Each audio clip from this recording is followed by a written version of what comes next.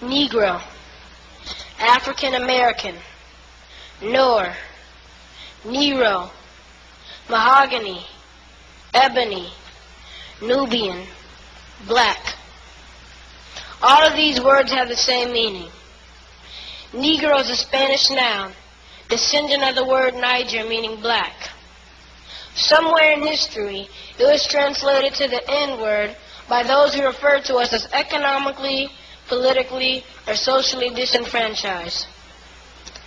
Instead of the kings and queens, princes and princesses that we really are. We are descendants of the continent of Africa. Countries like Niger and Nigeria hold our rich heritage.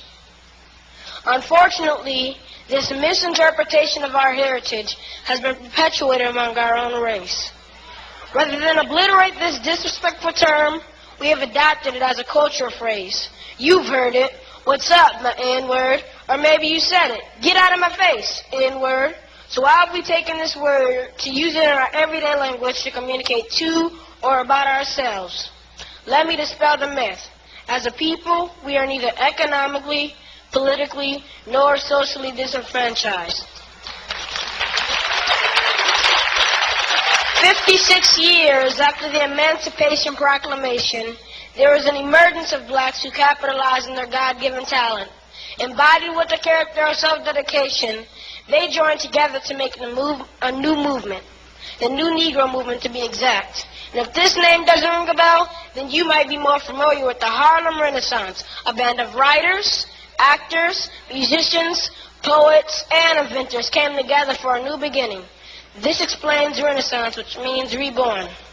People like Jazz-Bo Brown, the name synonymous with the introduction of jazz, Duke Ellington, a jazz musician, Marcus Garvey, a civil rights activist, and Langston Hughes, a poet laureate. So who you calling the N-word? We have held such coveted offices in the history of this nation, and affirmative action had nothing to do with it.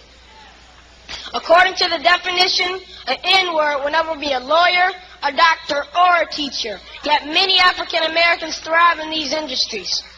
We have held such esteemed offices as chairman of the FCC like Michael Powell, Joint Chiefs of Staff like his father Colin Powell, Commander-in-Chief of the United States of America like President Barack Obama. Oprah Winfrey would never have the success she's experienced or the distinction of being the richest woman in America if she had allowed a termination from her job to economically disenfranchise her. Instead, her presence is required in the most elite social and political domains. So I'm sending a message to everyone who knowingly or ignorantly uses this word to describe our people. Whether you're a gangster rapper who uses it to communicate with your boys, or someone who looks down on those of us who haven't got a college education. Whatever the case, it's time to discontinue the use of this word. It is implausible that 40 years after the assassination of Dr. Martin Luther King Jr., that we still use this word that holds no worth in our lives or our future. So I'm petitioning you to join me in deleting this word from our vocabulary as a people, as a nation, and the world. I'd like to add a stanza to James Weldon Johnson's Lift Every Voice. Lift every voice and cry till the N-word has died. Let us cry out and proclaim our dignity. Although we may be free, gloom still hangs over we who use the word that made our fathers sigh. Sing a song that doesn't dishonor the mothers who bore us. Sing a song absent of negative words in the chorus. It's now 2009. Leave the N-word behind. Choose words that speak purpose and not defeat.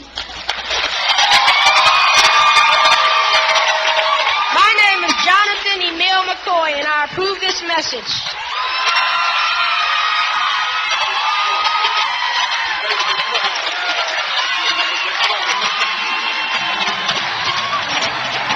Come on, give God some praise.